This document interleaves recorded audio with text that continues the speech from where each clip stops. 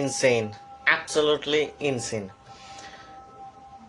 38 বছর বয়সে এসেও লিওনেল মেসি গতকাল ম্যাচে যে দুইটা গোল করেছে, মানে হঠাৎ করে মনে হচ্ছিল যে সে তার প্রাইমে ফিরে এসেছে। ঠিক এরকমই একটা গোল ছিল 2014 সালে। 2014 সালের ওয়ার্ল্ড কাপে বসনিয়া এবং হার্জেগোভিনার এগেনস্টে লিওনেল মেসির একটা গোল ছিল ঠিক এরকম। গতকাল যেভাবে লিওনেল মেসি পারফর্ম করেছে, এটা হচ্ছে লিওনেল মেসির ফ্যানদের জন্য এবং গোটা আর্জেন্টিনার ফ্যানদের জন্য হচ্ছে একটা আশার বাণী যে সামনেই কিন্তু 2026-এর ওয়ার্ল্ড কাপ, এবং লিওনেল মেসি মনে হচ্ছে সে তার নিজেকে আসলে ওইভাবেই তৈরি করছে। বয়স যায়, বছরের পর বছর যায়, কিন্তু লিওনেল মেসি যেন আসলেই একই রকম রয়ে যায়। ম্যাচটা আসলে দেখে একবারও কখনো মনে হয় না যে মেসি আসলে সে তার রিদমটাকে কখনো হারিয়ে ফেলেছে। ক্লাব ওয়ার্ল্ড কাপে আসলে পিএসজির কাছে ইন্টার মিয়ামি 400 গোলে হারার পরে লিওনেল মেসিকে যেভাবে ট্রল করা হচ্ছিল একের পর এক, এটা আসলে লিওনেল মেসি তার সমালোচকদেরকে আসলে সে সবসময় সে পারফরমেন্স দিয়ে আসলে জবাব দেয়, এবং এটাও ছিল তার অন্যতম একটি জবাব। বিশ্বাস হচ্ছে না আসলে, মানে এমন একটা পারফরমেন্স লিওনেল মেসি করতে পারে। তার রেটিং ছিল 9.7, 9.7 ছিল তার রেটিং।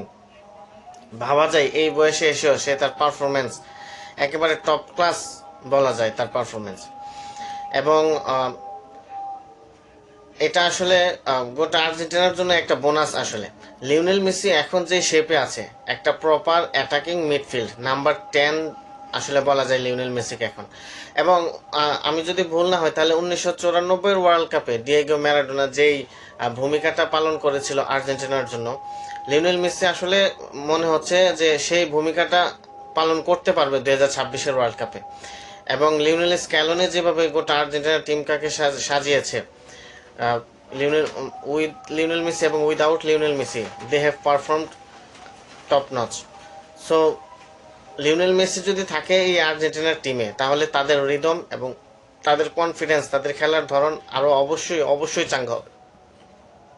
তো সবকিছু মিলে বলা যায় যে লিওনেল মেসি এখন যে পারফরমেন্সে আছে, এখন যে ফর্মে আছে, এই ফর্মটা যদি সে ধরে রাখতে পারে, তাহলে এটা হবে আর্জেন্টিনার জন্য একটা বিস্ফোরক।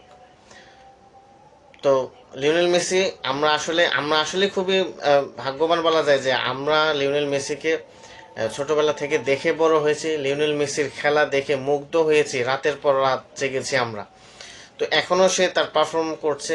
আসলে তার উপর এত বেশি এক্সপেকটেশন না রেখে শুধু তার খেলাটাকে এনজয় করা উচিত। ধন্যবাদ সবাইকে।